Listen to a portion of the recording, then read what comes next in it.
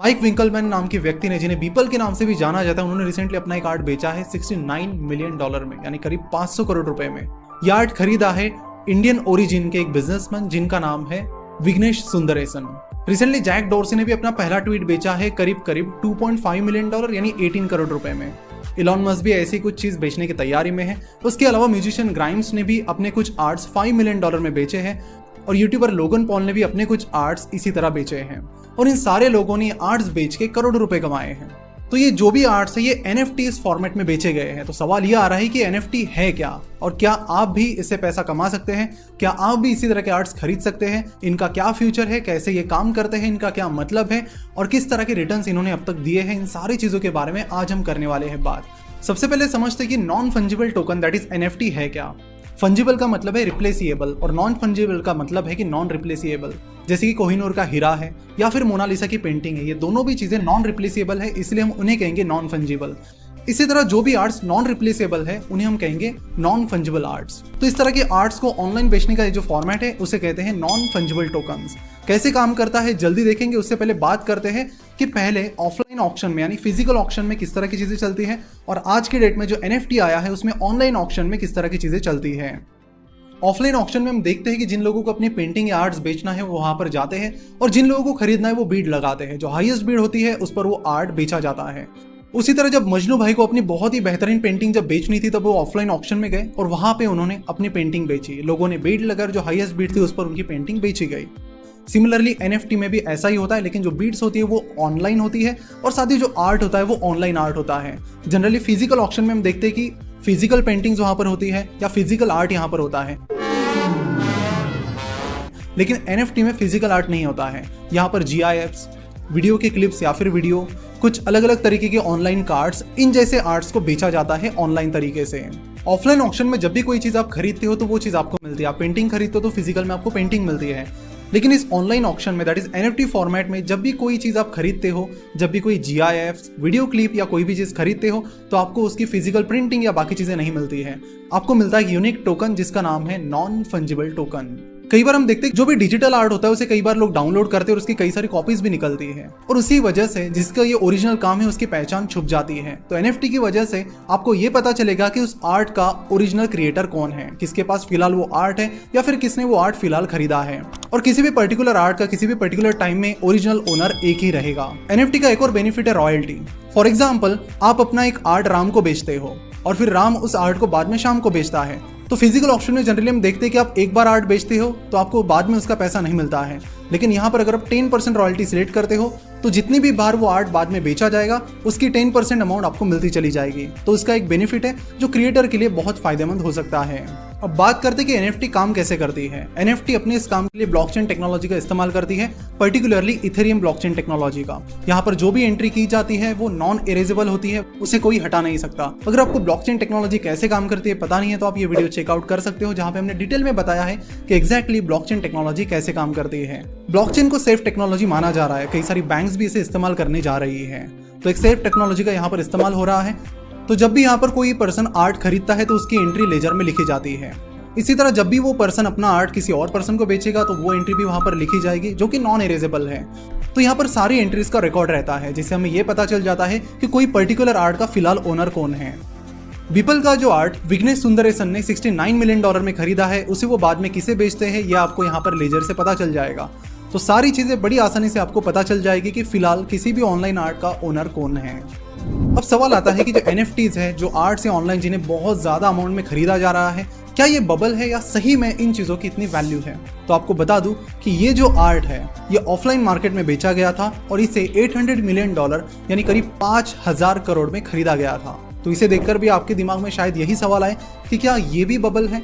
तो आपको बता दूं कि आर्ट एक परसेप्शन है, इसकी कोई अंडरलाइंग एसेट नहीं है, इसका कोई अंडरलाइंग वैल्यू नहीं है।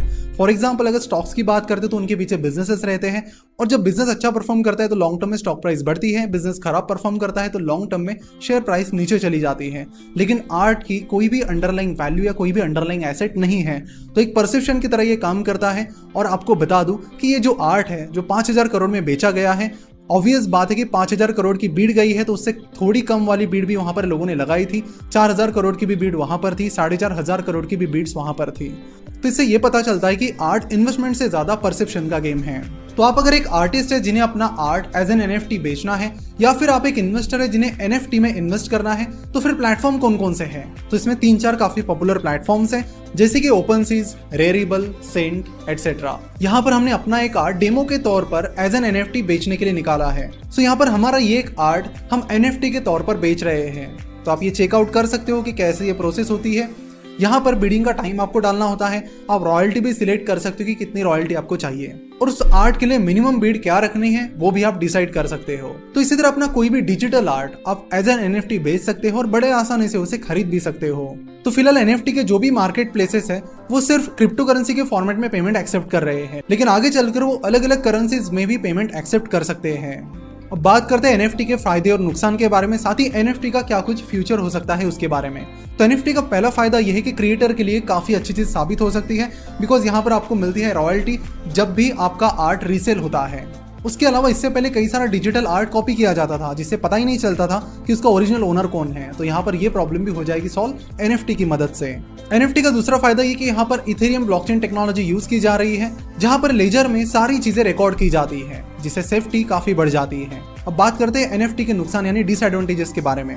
NFT का सबसे बड़ा प्रॉब्लम फिलहाल ये है कि कई सारे लोग किसी और का डिजिटल आर्ट चुरा कर उसे अपना बताकर NFT प्लेटफॉर्म्स पर बेच रहे हैं।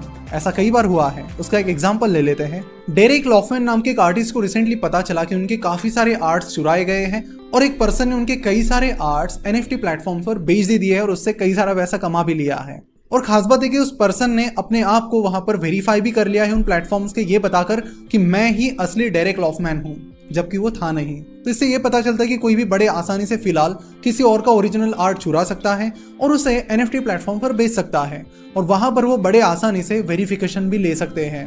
ऐसा एक बार नहीं हुआ है, बहुत बार हुआ है। यहाँ पर आप देख सकते हो कि कई सारे क्रिएटर्स ने इसके बारे में कंप्लेंट्स भी की है, लेकिन उनको अभी तक NFT मार्केट प्लेसेस से कोई भी रिस्पॉन्स नहीं मिला है। जैसे कि हमें पता है कि नटवरलाल ने लोगों को Taj Mahal, Rashtrapati Bhavan, parliament, red fort इन जैसी कई सारी चीजें बेच दी थी। तो ऐसे कई सारे नटवरलाल NFT मार्केट प्लेसेस में भी है जो किसी और का आर्ट बेच रहे हैं। तो ये यहाँ का सबसे बड़ा प्रॉब्लम है। NFT मार्केट प्लेसेस और यहाँ पर पूरी इंडस्ट्री किस तरह से इन प्रॉब्लम्स को टैकल करती है ये देखना इंटरेस्टिंग रहेगा। NFT का दूसरा डिसएडवांटेज ये है कि यहाँ पर ज्यादातर तौर पर क्रिप्टो करेंसी में पेमेंट एक्सेप्ट हो रहा है, और जहाँ तक क्रिप्टो करेंसीज की बात है इलेक्ट्रिसिटी बहुत ज्यादा लगती है।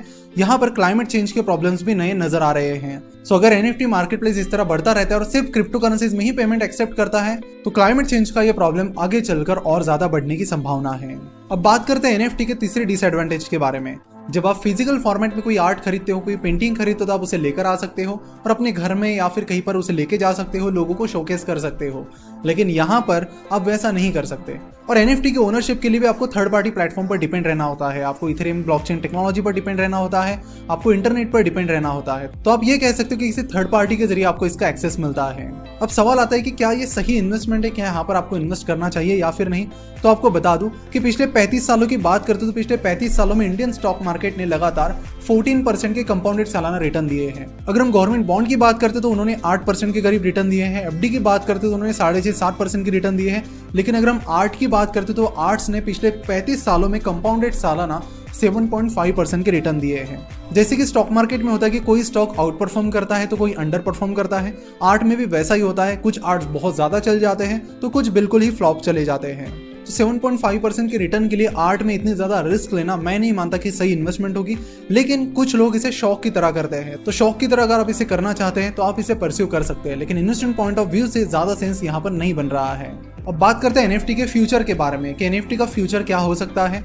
तो आपको बता दूं कि जहां तक NFT की बात है तो बहुत ही अर्ली स्टेज में फिलहाल ये टेक्नोलॉजी है और काफी सारे यहाँ पर लूप होल्स भी हैं। जैसे कि हमने बताया कि क्रिएटर्स के लिए ये चीज बहुत अच्छी है, लेकिन अगर ऐसा होता है कि किसी और आर्टिस्ट का आर्ट कोई और पर्सन चुरा कर उसे NFT मार्केट प्लेस पर पोस्ट करता है और वहां से पैसे कमाता है तो ओरिजिनल आर्टिस्ट के लिए ये सही बात नहीं है। तो फिलहाल तो NFT मार्केट प्लेस और पूरी इस इंडस्ट्री को फोकस करना होगा कि इन लूप होल्स को कैसे हम सॉल्व कर पाए, और इसके बाद इस पूरे एसेट क्लास के फ्यूचर के बारे में हम कुछ बात कर सकते हैं।